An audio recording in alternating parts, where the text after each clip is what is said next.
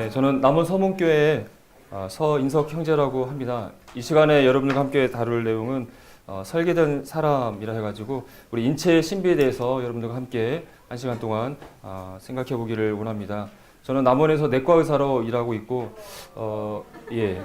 그래서 의대를 졸업하고 이제 환자를 돌보는 일을 하고 있는데 참 어렵다. 의학은 공부를 적게 한 건 아니지만 여전히 내가 알고 있는 건 무엇인가 항상 고민을 하면서 지금도 책을 펴서 살펴보면서 참 인간은 너무 하나님의 놀라운 피조물이라는 생각을 변함없이 가지고 있습니다. 오늘 이 시간에 여러분들과 함께 우리 인체가 얼마나 놀라운 하나님의 피창조물인지 한번 살펴보기를 원합니다. 여러분은 지금 어떤 궁리한 그런 질문들을 가지고 있습니까? 내가 대학교는 어디를 가야 될 것인가? 또 어떤 여자친구를 만나야 될 것인가? 뭐 이런 것들을 고민하면서 살아가고 있습니까? 우리 인간에게 있어서 정말 중요한 질문, 답을 꼭 찾아야 될 것들은 무엇일까 생각을 해봤을 때 제가 생각했을 때는 인간이란 어떤 존재인가? 나는 누구인가? 우리가 지금 창조스쿨에서 찾고 있는 것이 인간은 저절로 진화한, 하나님 없이 진화한 진화의 존재인가? 아니면 하나님에 의해서 창조된 존재인가? 거기에 대한 답을 찾아야 된다고 하는 것이죠. 그 질문과 이어져서 나는 왜 이 지구상에 이렇게 태어나 있는가? 그리고 나는 무엇을 위해서 살아가고 있는가? 또 내가 언젠가는 죽음을 맞게 될 터인데 그 다음에 나에게 어떤 일이 일어나게 될 것인가? 여기에 대한 질문들, 거기에 대한 답을 찾아야 된다고 생각이 됩니다. 여기에 대한 답을 찾기 위해서 여러분들이 우리 남원 서문교회의 창조스쿨에 오셨다고 생각이 되어집니다. 이 네 가지 인생에 대한 중요한 질문에 대한 답을 크게 두 가지로 생각해 볼 수 있을 것 같습니다. 우리가 하나님을 믿지 않는 일반 사람들은 이런 학교에서 배우는 대로 인간이 그냥 진화했다고, 우연히 존재한다고 생각하고 자신이 원하는 대로 마음껏 살다가 사람이 죽으면 그것을 끝난다고 생각하면서 살아갈 것입니다. 하지만 하나님의 말씀은 우리 인간은 저절로 생겨난 것이 아니라 하나님에 의해서 아담과 하와가 창조되었고 아담과 하와의 후손들이 바로 우리들이고 우리는 그냥 저절로 생겨난 것이 아니라 하나님의 영광을 위해서 태어났고 또 하나님의 영광을 위해서 살아야 되고 또 죽는 것으로 그것이 끝나는 것이 아니라 죽음 이후에 하나님이 계시는 다음 세계가 있다는 것을 성경은 우리에게 말씀해 주고 있는데 두 가지가 다 맞을 수는 없겠죠. 여기에 대한 답을 여러분이 찾기를 바랍니다. 그래서 정말 인간이 저절로 생겨났는가 아니면 하나님에 의해서 창조되어야 되는가에 대해서 오늘 이 시간에 여러분과 살펴볼 텐데요. 먼저 여기 작은 쥐덫이 있는데요. 여러분 쥐덫을 본 적이 있습니까? 본 적이 있어요. 요즘은 너무나 환경이 좋아져 가지고 쥐를 보기도 쉽지 않고 쥐덫을 본 적도 별로 없을 것 같아요. 네, 이 쥐가 이렇게 치즈를 먹으려면 굉장히 노력이 필요한 거죠. 네, 근데 이 쥐덫이 보면 뭐 간단하게 돼 있죠. 판자에 막대기, 망치, 뭐 걸쇠 이런 것도 돼 있는데, 네네, 쥐를 하나 잡기 위해서 이렇게 쥐덫이 만들어지는 것이죠. 그래서 쥐가 와서 이 먹이를 딱 건드리게 되면 이 망치가 팍 튀어나와서 쥐를 이렇게 잡는 것이잖아요. 근데 여러분 이 쥐덫에 있는 몇 개 안 되는 그런 구조물들이 있는데 이것들 가운데 하나가 망가지거나 부품이 사라지면은 이 쥐덫이 기능을 할까요, 안 할까요? 기능을 하지 못하겠죠. 그리고 이 쥐덫의 부품들을 이렇게 모아놓고 통에다 넣고 아무리 막 흔들었을 때 이 쥐덫의 모양으로 조립이 될 수 있을까요, 없을까요? 어렵겠죠. 아주 간단한 장난감 가지고 여러분 놀다가 어떤 부품이 망가졌을 때 그것을 조립을 했을 때 그게 저절로 들어가는 것이 아니라 연구를 해가지고 이거 어떻게 맞출까 해서 사람이 그걸 집어넣어야지만 장난감이 조립이 되잖아요. 정밀한 전자제품은 말할 나위가 없겠죠. 그래서 이렇게 복잡한 구조물을 이제 어려운 말로 환원 불가능하게 복잡하다 이런 표현을 얘기하고 있습니다. 그래서 이 구조물 가운데 하나의 기능만이라도 사라진다면 기능을 하지 못하는, 그리고 이것들이 저절로 만들어질 수 없을 만큼 복잡한 구조물을 환원 불가능하게 복잡한 구조물이라고 얘기하고 있는데, 이렇게 복잡한 구조물을 봤을 때 이것은 저절로 생겨난 것이 아니라 이것을 설계하고 조립한 설계자가 있다는 것을 말하고 있다고 하는 것이죠. 여러분 시계를 비롯해서 여러분의 스마트폰 뭐 여러 가지 복잡한 물건들이 있죠. 뭐 간단한 여러분 연필, 볼펜만 보더라도 그것이 저절로 만들어진 거예요? 아니면 그것을 설계하고 그걸 만든 사람이 있어요, 없어요? 있잖아요. 이 시계가 정밀한 이 시계가 저절로 생겨날 수 없는 것처럼 이것을 만든 시계를 만든 사람이 있는 것을 우리는 생각해 볼 수 있는데요. 우리가 바로 나 자신, 인체의 정밀한 이런 설계되어진 것들을 살펴봄으로써 인체가 그냥 저절로 생겨난 것이 아니라 이것을 설계하신 창조주 하나님이 계시다는 사실을 이 시간 여러분들과 함께 살펴보기를 원합니다. 먼저 아주 작은 세포부터 생각해 보기를 원합니다. 여러분 세포가 뭔지 알죠? 영어로 세포를 뭐라 그래요? 네, 아주 훌륭합니다. 네, 셀의 복잡성에 대해서 생각을 먼저 해보겠습니다. 여러분, 이 지상에 사람이 만든 구조물 가운데 제일 복잡한 그런 구조물 중에 하나가 비행기일 것 같아요. 비행기가 여기 보니까 약 500만 개의 부품으로 만들어졌다고 합니다. 부품이 많아요, 적어요? 많죠. 만약에 이 부품 가운데 한두 개가 문제를 일으키면 날아가는 비행기가 어떻게 될까요? 추락해서 엄청난 대형 사고가 나는 것이죠. 그래서 실제로 우리나라에서도 공군의 비행기를 정비하는 분이 실수로 장비를 제대로 제거하지 않고 놔뒀다가 비행기가 이루 가다가 그냥 추락해서 사고 난 일들이 뉴스에 난 것을 보셨을 거예요.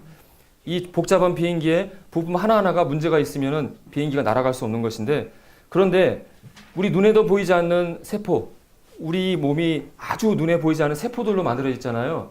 근데 이 세포 하나만 보더라도 이 세포 하나가 몇 개의 부품으로 만들어졌느냐? 세포 구조물들로 구성되어 있는데 수십억 개의 부품들로 조립이 되어야만이 하나의 세포가 된다고 하는 것입니다. 놀랍지 않습니까? 그래서 정말 세포 하면은 눈에도 보이지 않은 0.02mm 현미경으로 들여다봐야 겨우 보일망 말락한 세포 하나만 우리가 살펴본다 할지라도 이것이 결코 저절로 생겨날 수 없는 정말 놀라운 창조물인 것을 생각해 볼 수 있다고 하는 것입니다. 다인이 진화론을 이렇게 말했는데, 다인 시대에는 이 세포에 대해서 잘 알았을까요? 몰랐을까요? 그 당시에는 뭐 현미경, 전자현미경 뭐 이런 것들이 발달되지 않았기 때문에 세포가 단순한 생명력이 있는 신비로운 그런 젤리 한 방울 정도 이렇게 생각을 했다고 합니다. 그렇기 때문에 세포가 뭐 단순한 아주 간단하고 그런 것이기 때문에 저절로 세포에 의해서 생명체가 진화할 수 있다, 이런 생각을 가질 수 있었다고 하는 것이죠. 만약 다인이 이 시대에 살아가지고 세포 구조가 이렇게 복잡한 걸 알고 있었다 한다면 진화론을 도저히 말할 수 없었을 거라고 생각이 되어집니다. 현대에는 이런 복잡한 정밀한 전자현미경을 통해서 세포 안에 어떤 구조물들인지 우리가 알고 있고 여러분이 수업 시간에 이렇게 배우고 있는 것이죠. 간단하게 세포의 기본적인 구조들을 이렇게 보게 되면 여기 많은 구조물들이 있는데 여러분 생물 시간에 다 배웠죠. 핵도 있고 여기 보면은 뭐 소포체도 있고 또 리프토콘데라도 있고 리소좀도 있고 골지, 이런 구조물들이 있는데 이 세포에 있는 이런 구조물들이 아무 하는 일 없이 그냥 멋으로 있는 거예요? 아니면 각각 기능이 있을까요? 각각의 기능이 있다고 하는 것입니다. 여기 보면은 소포체들이 있는데 이 소포체들은 그 중요한 단백질을 만들어내는 단백질 공장과 같은 거죠.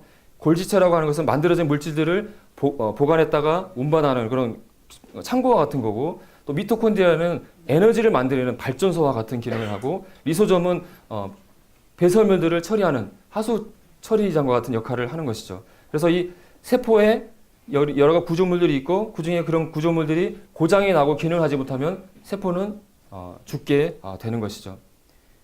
이 눈에도 보이지 않는 이 세포 하나에 이 수많은 정밀한 구조물들이 오밀조밀 모여가지고 하나를 기능함으로써 하나의 세포가 기능을 한다고 하는 것이죠. 그래서 유명한 과학자 브래들리안 박사분이 이 세포가 얼마나 놀라운지에서 이렇게 비유를 들어서 얘기를 해줬습니다.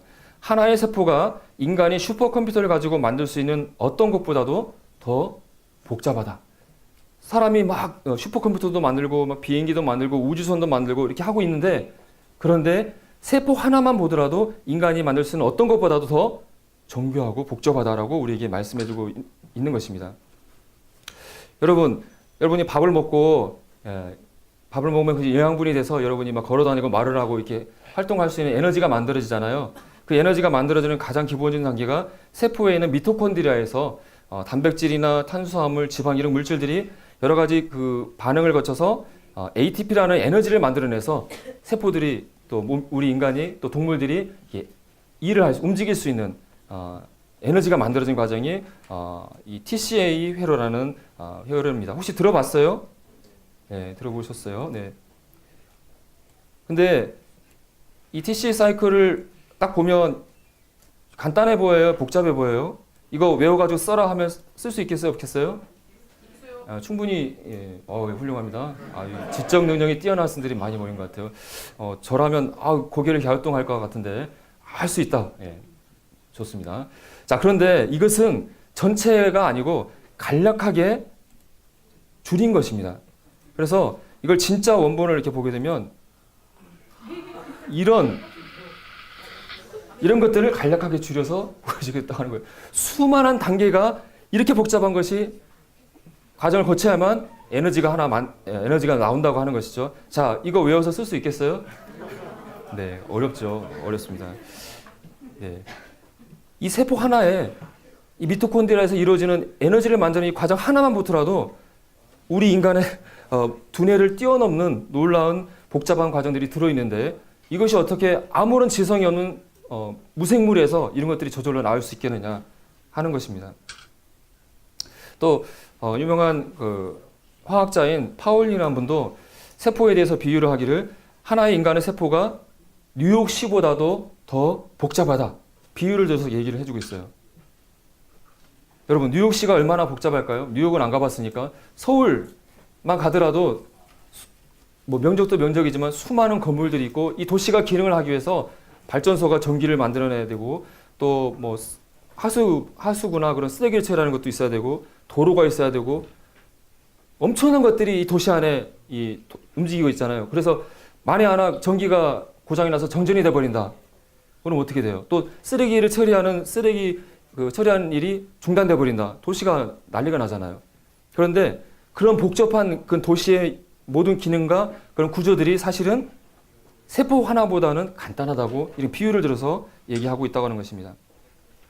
여러분, 앞에서 비행기의 예를 드렸었는데 비행기가 어떻게 만들어졌냐면 이렇게 고물상이 있었는데 고물상에 어느 날 토네이도가 막 불어가지고 이 부품들이 쓰레기들이 막 공중으로 날아 올라간 다음에 그 다음에 부품들이 땅으로 떨어지면서 탁탁탁 맞아 들어가면서 비행기가 만들어졌어 라고 얘기를 한다면 여러분 믿으시겠어요? 안 믿으시겠어요? 말도 안 된다고 생각을 하실 것입니다.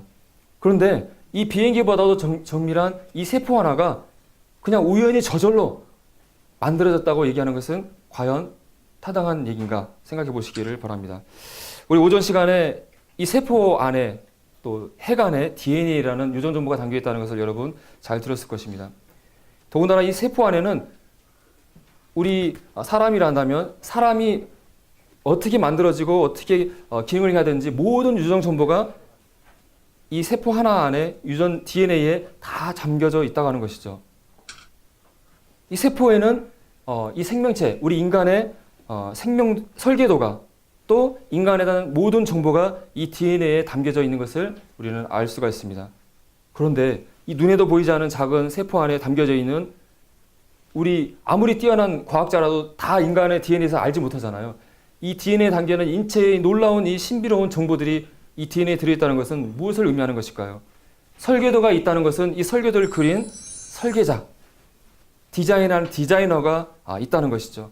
그리고 그 안에 놀라운 정보가 들어있다는 것은 그것을 이 DNA에 정보를 집어넣은 지성을 가진 존재가 있다는 것을 우리에게 설명해 주고 있다고 하는 것입니다. 여러분, 이 세포 하나만 살펴본다 할지라도 이 생명체, 특히 나라는 인간은 저절로 생겨날 수 없다는 결론을 내리게 된다고 하는 것입니다. 자, 다음에는 좀 규모를 키워서 어떤 장기들에 대해서 한번 생각해 보도록 하겠습니다. 여러분, 저를 바라보면서 여러 가지 생각들을 하겠죠.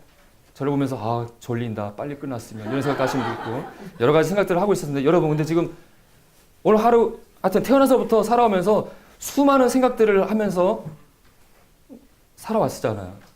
그 생각하는 일을 여러분 머릿속에 있는 뇌가 하고 있는데 뇌가 어떤 구조인지 한번 살펴보도록 하겠습니다.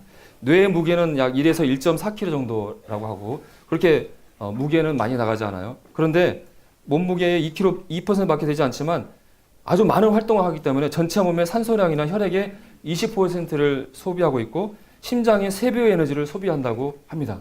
그래서 실제로 우리가 공부 열심히 하다 보면 막 많이 안 움직여서 막 피곤하는데 그런 게 이런 이유인 것 같습니다. 자, 뇌를 보니까 꼭 호도 같기도 하고 두부 같기도 하고 신기한 모습으로 되어 있습니다. 혹시 여러분 뇌를 들여다본 적 있나요? 예? 네, 놀라운 능력을 가지고 있습니다. 네. 자, 과연 이 뇌가 어떻게 해서 이렇게 사람으로서 말도 하고 생각도 하고 이렇게 하는 것일까?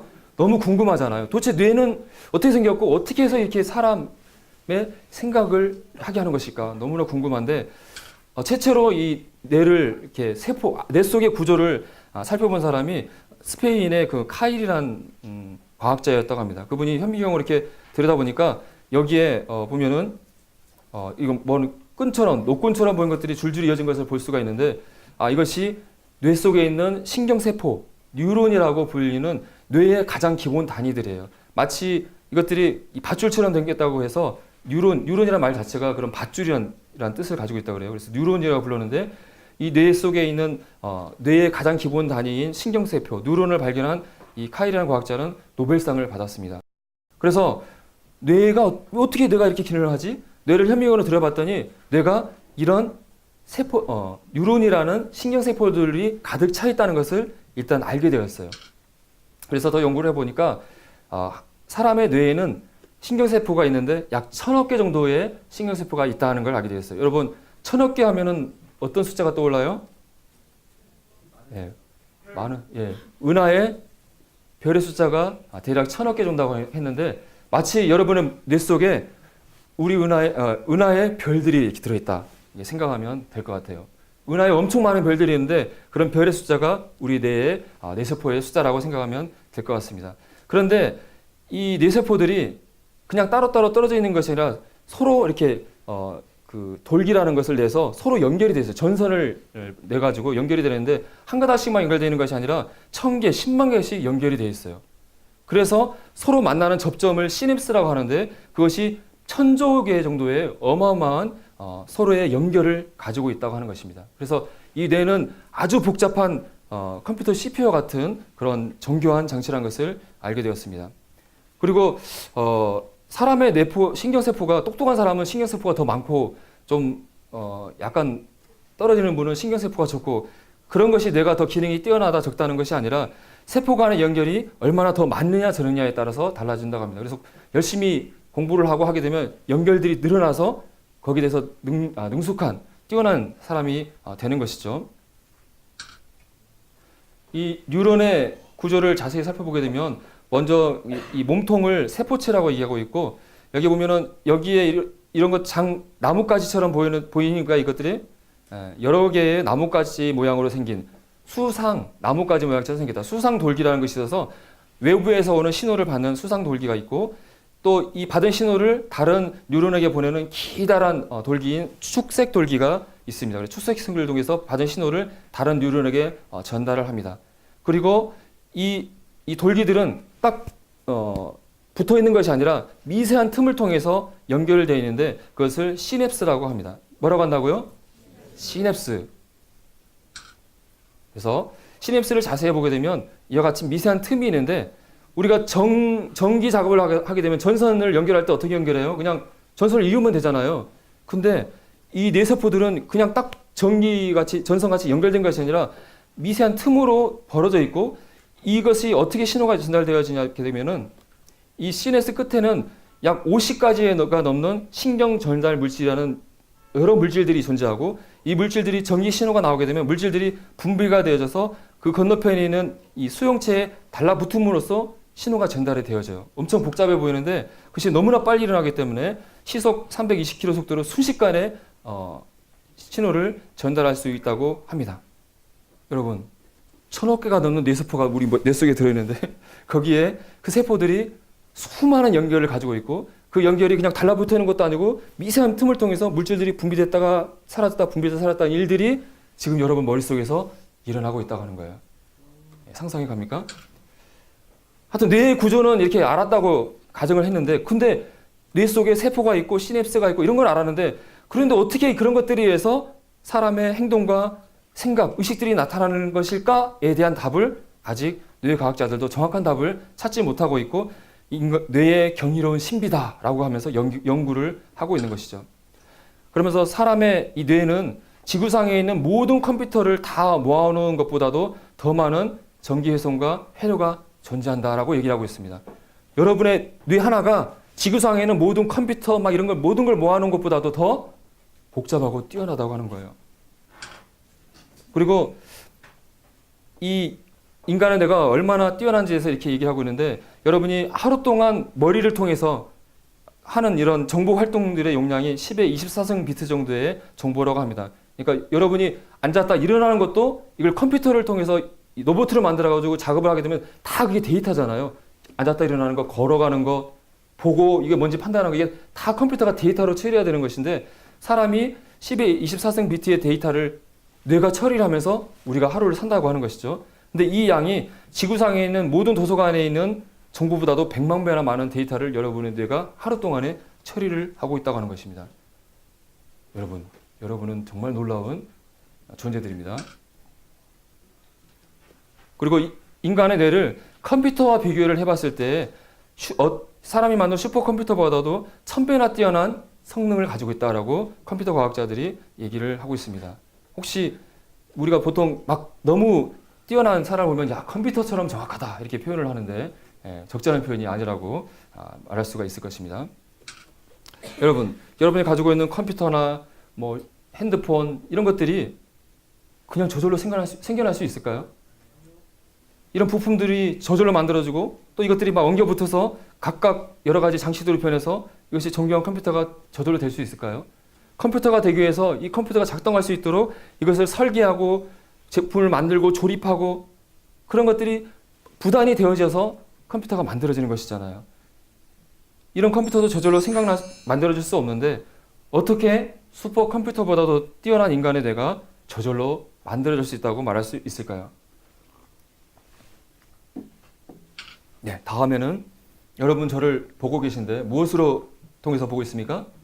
네, 눈은 영어로 뭐라 그러죠? 네. 자, 눈에 대해서 한번 생각해 보겠습니다. 여러분은 뭔가를 보면서 내가 어떻게 저걸 볼 수 있지? 라고 눈은 어떻게 기능을 하지? 생각해 본 적이 혹시 있습니까? 내가 이렇게 보고 있는데 야, 내가 이렇게 보인다는 게 너무너무 신기해. 오, 하나님 감사합니다. 이렇게 감사해 본 적 있어요? 없어요? 한 번도 그런 적이 없죠? 네. 우리 눈은 100만 가지의 색상을 구별할 수 있는 정말 뛰어난 인간이 만든 어떤 그런 카메라보다도 더 뛰어난 기능을 가지고 있습니다. 눈의 구조는 너무나 잘 아시리라고 생각되어지는데 겉에 있는 이 각막을 통해서 빛이 들어와서 홍채에서 빛의 장을 조정을 하고 그 다음에 이 사물의 그 초점을 조절하는 게 이게 뭐죠? 여기 이게 뭐라고 써 있죠? 수정체를 통해서 상이 망막에 맺히게 되죠. 망막에는 이런 시세포, 그 빛을 전기로 만들어내는 시세포, 또 뭐 광수형체 세포, 뭐 이렇게 얘기하는데 이 빛을 전기로 만들어내는 또 카메라에 필름과 같은 세포들이 망막에 있어서 이 빛을 전기로 만들어서 시신경을 통해서 뇌로 가게 되면 우리가 비로소 보게 되는 것이죠. 자, 그런데 여러분 눈의 구조가 얼뜻 보면 간단하게 보일지 모르지만 여기에 있는 눈을 구성하는 성분들이 하나라도 없거나 망가지면 어떻게 될까요? 시력을 잃고 앞을 볼 수가 없겠죠. 그래서 우리가 온전히 제대로 볼 수 있으려면은 여기에 있는 모든 것들이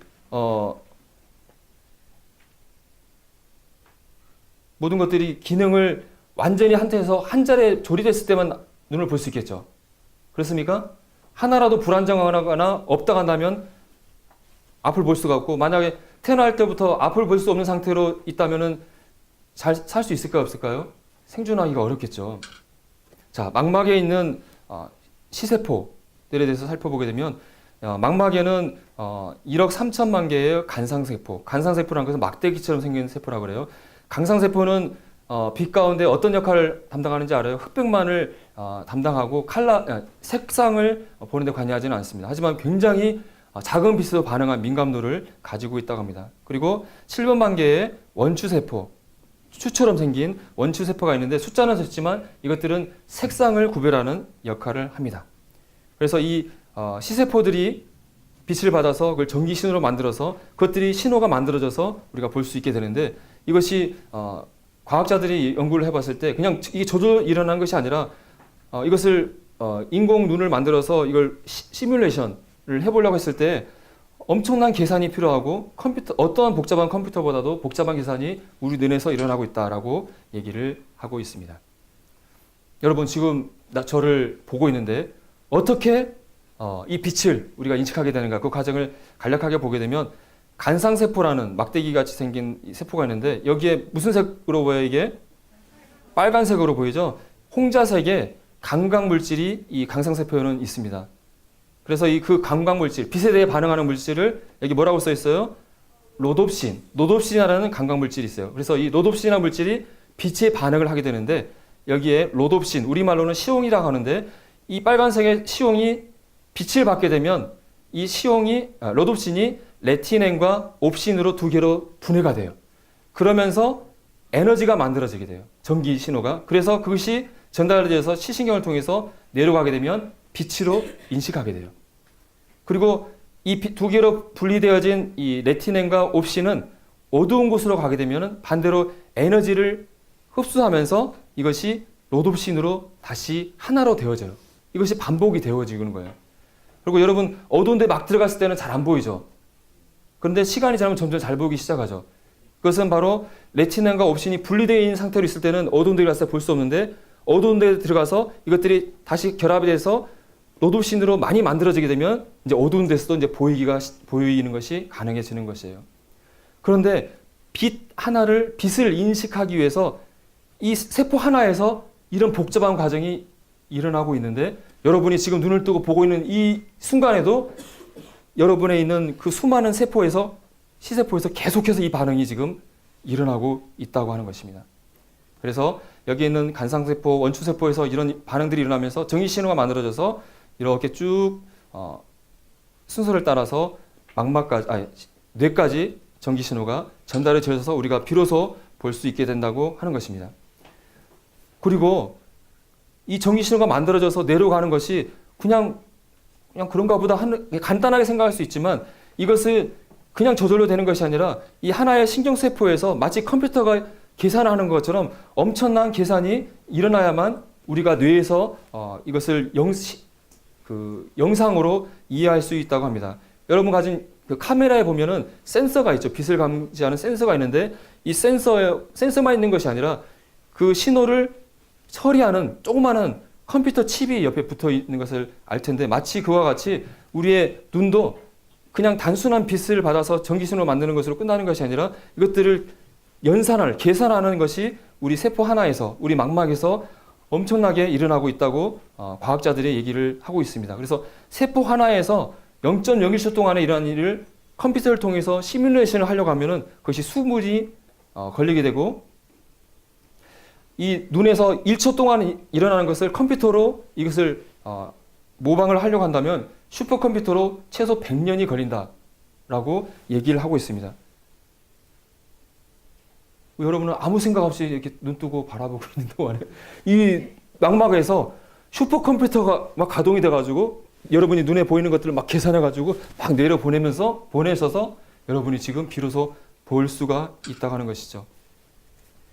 여러분, 빛의 가장 최소 단위를 광자라고 하는데 색깔을 구분하는 원추세포에서는 100개의 광자가 도달해야 빛을 인식한다고 합니다. 그런데 이 흑백을 구분하는 감상세포는 몇 개의 광자가 도착하면 빛을 인식하는지 아십니까? 한번 맞춰보세요. 네. 단 한 개의 광자만 도착해도 인식할 수 있다고 하는 거예요. 놀랍지 않습니까? 사람이 만든 카메라는 최소한 100만 개 정도의 광자가 들어와야지 인식할 수 있는데 우리의 이 망막은 이런 작은 빛에도 반응할 만큼 뛰어난 성능을 가지고 있다고 그래요. 그래서 여러분 핸드폰 카메라 가지고 어두운 데 가서 딱 찰칵 찍었는데 어두운 데 가서 찍으면 어떻게 나와요? 후레쉬가 안 틀어지면은 시커멓게 나오잖아요. 내 눈에는 환히 보이는데. 그런 거 경험해 본 적 있어요? 네, 왜냐하면 우리의 망막은 그만큼 뛰어난 성능을 가지고 있기 때문입니다. 여러분, 이런 카메라나 핸드폰에도 우리가 카메라가 있는데 인간이 만든 카메라가 저절로 만들어졌겠습니까? 정말 좋은 성능을 내기 위해서 수많은 연구자들이 렌즈를 개발하고 그 센서를 개발하고 그렇게 해서 만들고 있는데 인간이 만든 어떤 카메라, 비디오 카메라보다도 여러분이 가지고 있는 눈은 훨씬 더 정교하고 뛰어난 성능을 가지고 있다고 하는 것입니다. 이 놀라운 눈이 진화에 의해서 우연한 사건에 의해서 저절로 만들어질 수 있을까요? 그래서 진화 눈을 만들었던 찰스 다윈마저도 사람의 눈을 살펴봤을 때 이 정교한 눈의 이런 기능을 봤을 때 이것이 저절로 만들었다고 생각하기는 솔직히 말해서 너무 터무니없어 보여. 내가 생각해도 그래. 이런 얘기를 했었다고 합니다. 그래서 인간의 눈의 복잡함을 생각할 때 자신을 오싹하게 만든다고 시인을 했다고 하는 것입니다. 자, 다음에는 귀에 대해서 또 한번 생각해 보겠습니다. 여러분, 제가 여러분에게 이렇게 얘기를 할 때 잘 들리십니까? 예, 여러분 들으면서 내가 저 앞에 있는 강사님이 말을 하는데 내가 어떻게 듣고 있지? 이건 놀라운 기적이야 하면서 막 놀라고 계신 분이 혹시 계십니까? 네, 우리가 어떻게 소리를 들을 수 있는지 한번 또 살펴보기 원합니다. 우리의 귀는 100만 개 정도의 여러 가지 부품들이 모여져 있고 우리 귀는 듣는 것, 또 몸의 균형을 유지하는 기능을 하고 있는데요. 이 듣는 것에 관련되어진 달팽이 관에는 15,000개 정도의 청세포, 또 이 청세포에는 선모가 달려있기 때문에 유모세포라고도 부르는데 이 소리를 듣는 데 관련되어진 청세포가 이 달팽이관에는 있습니다. 귀는 현대과학이 이루지 못한 놀라운 기술을 사용한다고 얘기하고 있는데 혹시 여러분 귀가 안 들리신 분들이 인공 귀를 넣어가지고 유창하게 말하고 다니는다는 얘기를 들어본 적이 있습니까? 아직까지 인간의 귀를 대체할 만한 발명품을 아직까지 만들어지지 못했죠. 인공 와우라는 것이 나오긴 했지만 아직은 불안정하잖아요. 자, 우리가 듣는 과정을 한번 살펴보게 되면 소리가 깔때기처럼 생긴 귓바퀴를 통해서 웨이를 통해서 이렇게 들어오게 되는 것이죠. 자, 귓바퀴를 통해서 가면 그 다음에 이게 뭡니까? 고막을 진동시키면 이 고막의 진동이 중위에 있는 어디로 전달이 되는지 아십니까? 여기에는 이 중위에 3개의 작은 뼈, 소리에 듣는 것과 관련된다고 해서 청소골, 따라해 볼까요? 뭐라고요? 청소골. 청소골이 있는데 청소골을 통해서 소리가 증폭되어져서 달팽이관에 있는 달팽이관에 있는 그 진동으로 연결되어져서 그 안에 있는 액체를 진동시키고 액체의 진동이 청세포들의 선모의 운동을 만들어서 전기 신호를 만들어서 소리를 듣게 하는 것입니다. 자, 이 중위에는 이런 청소골이라는 특이한 뼈가 있습니다. 여기 보면은 자, 이게 무슨 모양처럼 생겼어요? 혹시 뭐처럼 생겼습니까? 여기 이름이 써 있는데 네, 망치처럼 생겼죠? 망치. 그리고 두 번째 있는 뼈는 여기 뭐라고 써 있어요? 모루뼈라고 되어 있는데 모루가 뭔지 혹시 아세요? 모루. 잘 모를 것 같은데 제장장이들이 이렇게 딱 땡땡 때릴 때 올려놓고 하는 받침대 같은 거예요. 그리고 여기에 등자뼈라고 되어 있는데 이 등자가 혹시 뭔지 아세요? 승마할 때 발을 걸는 그거예요. 등자뼈. 그래서 이 3개가 모양도 특이한데 이 3개의 뼈가 이런 식으로 연결이 되어 있어요. 그래서 고막을 진동이 일어나게 되면 아주 작은 진동인데 이 3개가 이렇게 지렛대처럼 움직여가지고 소리가 증폭이 되어져서 소리가 엄청나게 크게 확대해져서 달팽이관의 진동으로 전달된다고 합니다. 여러분 혹시 청소골을 보신 적이 있어요? 여러분의 귀를 청소골을 이렇게 꺼내가서 이렇게 보게 되면 이렇게 보여요. 크기가 어떻습니까? 아주 작죠? 우리 사람의 뼈 중에서 제일 작은 뼈예요. 근데 모양들이 너무 신기하지 않아요? 망치, 모루, 등자처럼 희한하게 생겼잖아요. 그래서 혹시 여러분 나 이 모양 마음에 안 들어. 다른 모양으로 내기는 하고 싶어 해서 모양을 바꾼다면 어떤 일이 나게 될까요? 들을 수가 없는 것이죠. 소리를 들을 수 있도록 정교하게 이런 모양이 디자인되어 있는데 이렇게 정말 쌀한톨만한 그런 크기의 모양으로 어떻게 이 조그만한 이 공간에 들어가 있을까요? 그리고 이와 같이 고막의 움직임이 이렇게 지렛대 원리를 통해서 크게 움직임이 커져서 달팽이관에 전달이 되어진다고 합니다. 그래서 이 청소골의 진동이 등자뼈를 통해서 달팽이관을 통해서 이렇게 들어와서 이렇게 나갑니다. 그래서 달팽이관이 3개의 방으로 나눠져 있는데 그 가운데 방이 중간계라고 하는데 이 중간계라는 곳에 소리 듣는데 중요한 감각기관이 들어있는데 혹시 그 감각기관을 무엇이라고 하는지 혹시 아세요? 소리를 듣는데 중요한 기관. 너무 어려운가요? 네. 코르트 기관이라고 혹시 들어봤습니까? 네. 이건 정말 달팽이처럼 생겼죠? 달팽이가 이게 두 바퀴 반을 돌아가고 약 3.5cm 정도 길이라고 그래요. 그래서 세 개의 방으로 나눠져 있고 그 가운데에 코르트 기관이라는 것이 있는데 이것을 발명한 이탈리아 해부학자 이름을 따서 만들어져 있습니다. 코르트 기관을 구조를 보게 되면 여기 밑에 이 막을 기저막이라고 하고 있고 이 기저막 위에 여기에 그 유모세포, 청세포들이 바깥 안쪽에 한 층 또 바깥쪽에 세 개 층이 있고 여기 사진이 잘 안 보이는데 여기 보면 아주 미세한 털들이 나 있어요. 그리고 이 털들이 여기 덮개막이라고 되는데 털들이 있는데 덮개막이 이게 딱 닿아 있어가지고 이 기저막이 흔들리게 되면 유모세포들이 흔들리면서 선모들이 이렇게 움직여요. 그럼 이 선모의 움직임이 전기 신호로 전환돼서 뇌로 전달되는 것이 우리가 듣는 과정이 되겠습니다. 자, 여러분 귀 속에 들어있는 코르트 기관을 들여다보게 되면 이렇게 생겼습니다. 여기에 기저막이 있고 안쪽에 한 층, 바깥쪽에 세 줄. 이것을 그리고 여기 보면은 이 덮개막을 이렇게 올려놓은 것이죠. 원래 이렇게 딱 덮여져 있는데, 자, 이 모양이 이쁘지 않습니까? 너무 이쁜 것 같아요. 자, 이것이 V자, U자 모양으로 이렇게 되어 있는데 이 선모들을 더 자세히 보게 되면 이렇게 되어 있어요. 몇 개 층으로 보입니까? 세 개 층으로 딱 나란히. 너무 멋있지 않습니까? 이러한 세포의 이런 선모들이 약 100여 개 정도 세 개 층을 이루고 이렇게 있는 거예요. 그래서 이 위에 막이 딱 덮여 있어서 선모들이 이 세포가 움직이게 되면 선모들이 움직여서 그 움직임을 통해서 전기 신호가 만들어진다고 하는 것입니다. 참 너무나 신기하고 오묘하지 않습니까? 네. 그리고 이 소리의 진동이 어떻게 소리로 인식되는가 이렇게 살펴봤더니 높은 고음 같은 경우는 액체에서 많이 전달되지 않는다 그래요. 그래서 달팽이관의 가까운 부분을 움직이고 낮은 음은 멀리까지 전달이 돼서 달팽이관의 끝에 기저막을 움직이게 됩니다. 그리고 기저막도 끝으로 갈수록 넓어지고 유연해서 이 낮은 음에 잘 움직일 수 있도록 설계가 되어져 있어요. 그리고 여기 있는 이 청세포들은 그러니까 이 달팽이관에 가까운 데 있는 것은 청세포가 움직이면 그것은 높은 음으로 인식이 되어지고 저 끝에 있는 것은 낮은 음으로 인식이 되어져서 마치 이 달팽이관은 하나의 피아노 건반처럼 되어져 있다고 하는 것입니다. 여러분, 이걸 누가 만들었습니까? 여러분이 만들어서 여기다 넣어놨나요? 네. 이거 한번 말씀 한번 읽어볼까요? 자, 시작.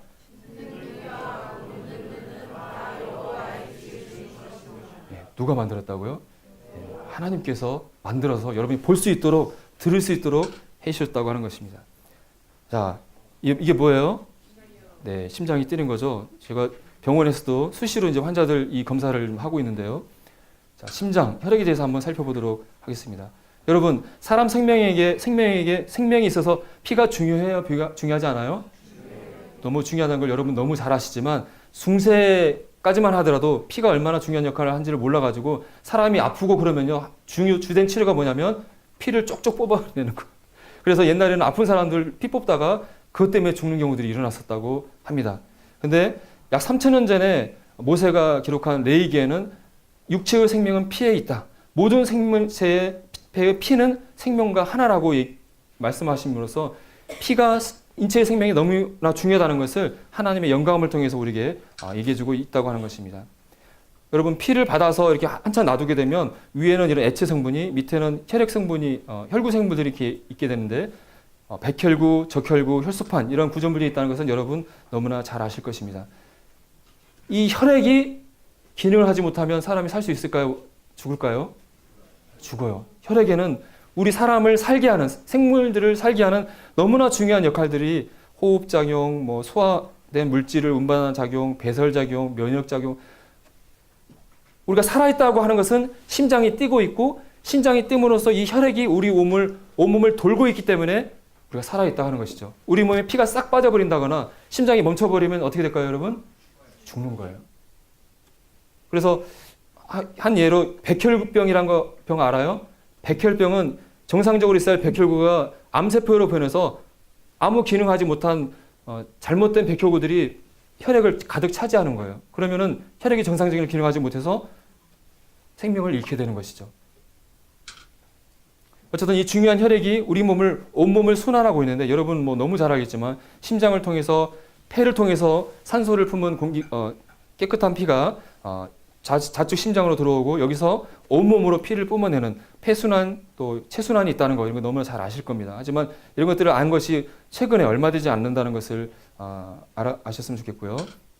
자, 이 중요한 이 혈액을 뿜어내는 기관이 뭐라고요? 심장이죠. 뭐 요즘 이런 노래 있나요? 나는 심장이 없어, 심장이 없어. 그런 노래가 있나요? 심장이 없으면 어떻게 돼요? 죽잖아요. 여러분은 심장이 있습니까? 잘 뛰고 있어요?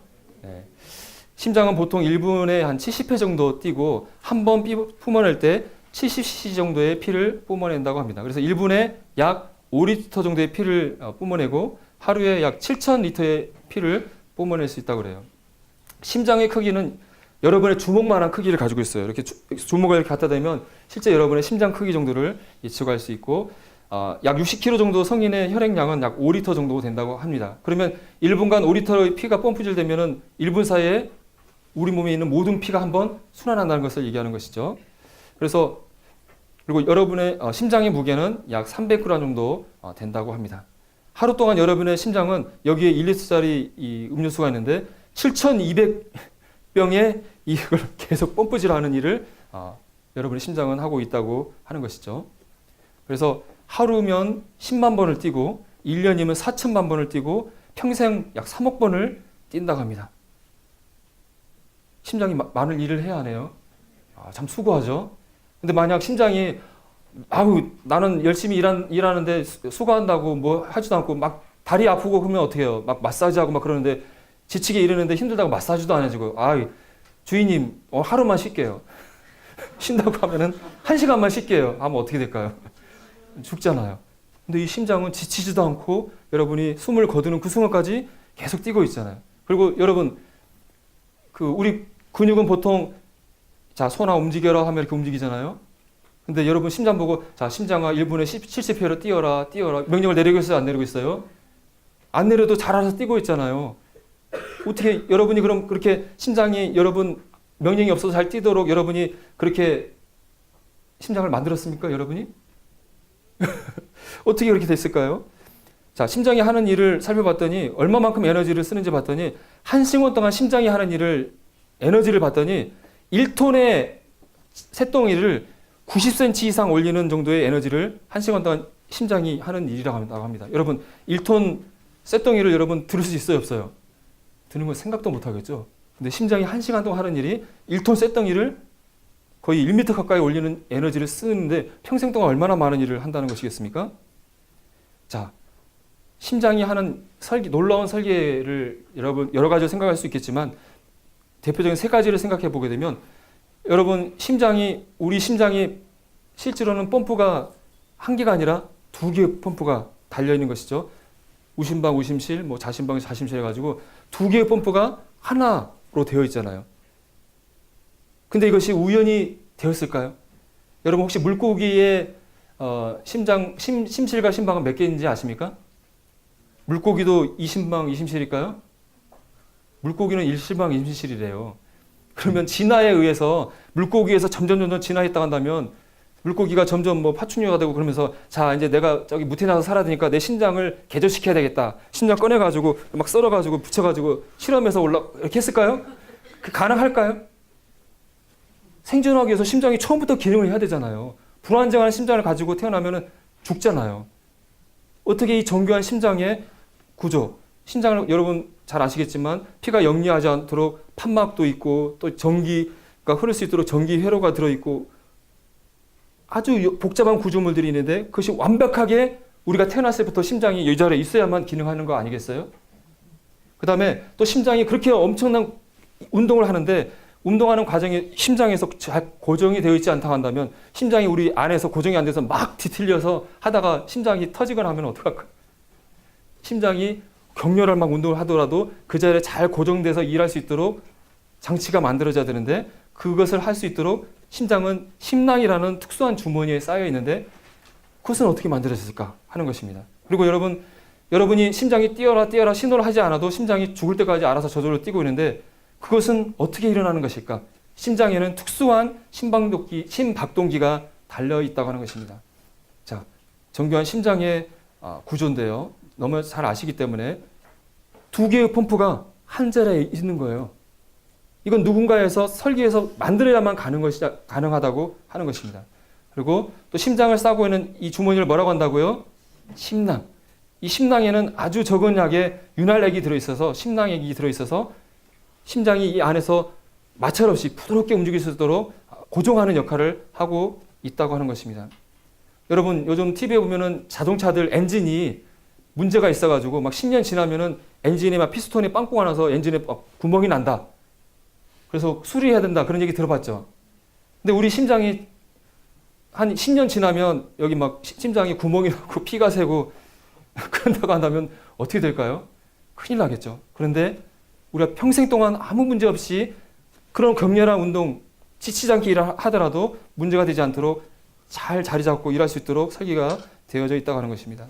그리고 또 심장에는 1분에 60회에서 100회 정도 심장이 뛸 수 있도록 전기 신호가 만들어져야 되는데 1907년도에 영국의 해부학자 킥스라는 분이 살펴봤더니 우심방에 동방결절이라는 특수한 세포들이 모여서 전기 신호를 심장이 뛸 수 있는 전기 심박동을 만들어낸다는 것을 알게 되었습니다.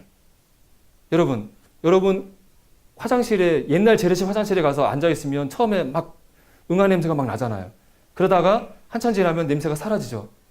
그와 같이 우리 몸에는 신경들은 막 활동을 하게 되면은 그 기능을 잃어버리잖아요.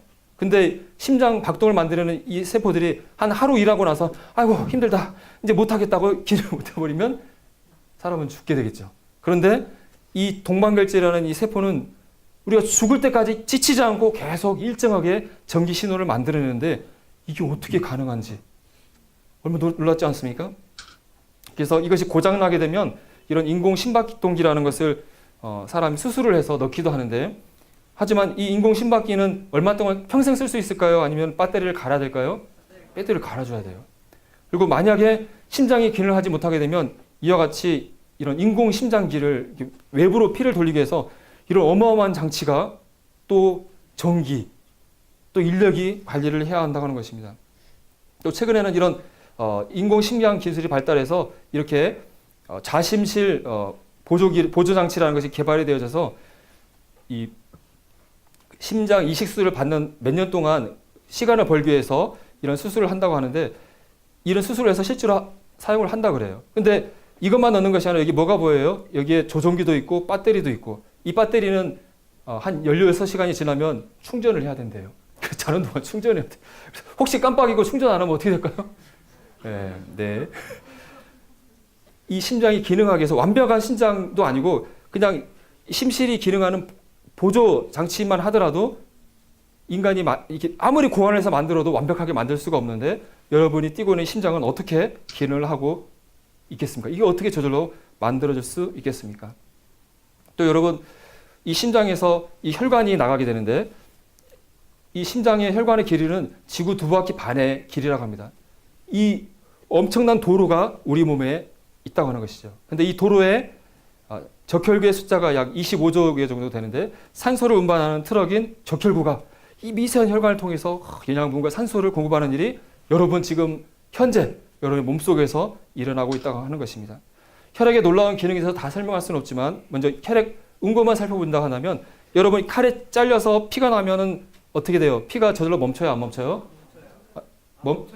멈추잖아요. 여러분 안 멈추면은 그것은 문제가 있는 분이에요. 병원 가서 진료를 받아야 돼요.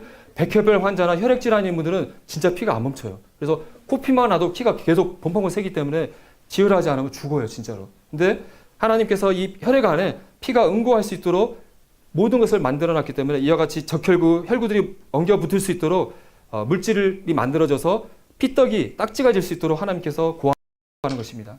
근데 이 피떡이 만들어진 과정을 살펴봤더니 14개의 혈액 응고 인자가 연쇄 반응을 일으켜야만 피가 딱지가 굳는다는 것입니다. 여러분 이거 외워서 쓰라면 쓸 수 있을까요? 없을까요? 어렵겠죠. 이거 밝혀내는 것만도 힘들었을 거예요. 그런데 이 피가 근데 또 이 피가 아무 때나 엉겨 붙으면 안 되고 정말 필요할 때 엉겨 붙어야만 하는 거예요. 그것을 하기 위해서 이렇게 복잡하게 하나님께서 피가 굳을 수 있도록 설계를 해놓으셨다고 하는 것입니다. 그래서 이 혈액 응고 인자 가운데 하나가 부족하게 되면 그 대표적인 병이 뭐예요?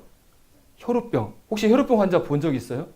아마 여러분 학생들은 보지 못했을 것 같은데 요즘은 이 혈액 응고인자를 주사를 맞아서 치료하기 때문에 문제가 안 되지만 치료를 하지 않게 되면 반복되는 출혈로 인해서 이런 관절이 부풀어 오르거나 여기 보는 것 같이 막 지혈이 안 돼가지고 큰 문제가 되는 거예요. 근데 여러분은 혈액 응고가 잘 될 수 있도록 하나님께서 잘 만들어놨기 때문에 아무 문제가 없는 것이죠. 다윗이 이런 얘기를 했다고 합니다. 만약에 수많은 연속적이고 점진적인 변형에 의해 형성되기 어려운 복잡한 기관이 존재함이 확인된다면 나의 이론은 완전히 붕괴할 것이다. 여러분, 오늘 이 시간에 인체의 몇 가지만 살펴보더라도 이것이 저절로 만들어질 만큼 간단한 것입니까? 아니면 저절로 만들 수 없을 만큼 복잡하다고 생각하십니까? 네. 그건 여러분이 충분히 결론을 내릴 수 있을 것이라고 생각이 되어집니다. 여러분, 인간이 정말 진화했다고 한다면 이런 모습으로 진화하는 것이 맞지 않을까요? 약육강식의 원리를 쫓아서 싸움 잘하고 달리기 잘하고 그래서 서장훈 같은 그런 분들이 살아남아가지고 이 시간에 앉아있는 분들은 다 이렇게 앉아가지고 서로 틈만 나면 가서 으악 싸우고 네가 세자 내가 세자 막 으르렁그렁 해야 되는 것이 우리 현재 인간의 모습이 되어야 할 것입니다. 하지만 여러분의 모습을 보세요. 그렇습니까? 다 이렇게 예쁘고 사랑스럽고 그러지 않습니까? 네. 바로 하나님의 형상과 모형을 따라서 우리가 창조되어졌다고 하는 것입니다. 진이라는 대로 말한다고 한다면 인간의 가치가 흙의 함중이나 여러분이 키우는 바둑이나 인간이나 똑같은 존재라고 할 수 있을 것입니다. 맞습니까? 하지만 우리가 하나님에 의해서 창조된 피조물이란다면 우리는 천하보다도 더 귀한 존귀한 자들이라고 하는 것입니다. 자, 이 말씀 같이 한번 읽고 마치도록 하겠습니다. 자, 시작. 내가 주께 감사하옴은 나를 지으심이 신묘막측하심이라. 신묘막측이 무슨 뜻인지 아시죠? 여러분은 하나님에 의해서 창조되어진 너무나 놀라운 신묘막측하게 창조되어진 놀라운 존재라는 사실을 꼭 기억하시기를 바라겠습니다. 이상으로 제 이 강의 마치겠습니다. 감사합니다.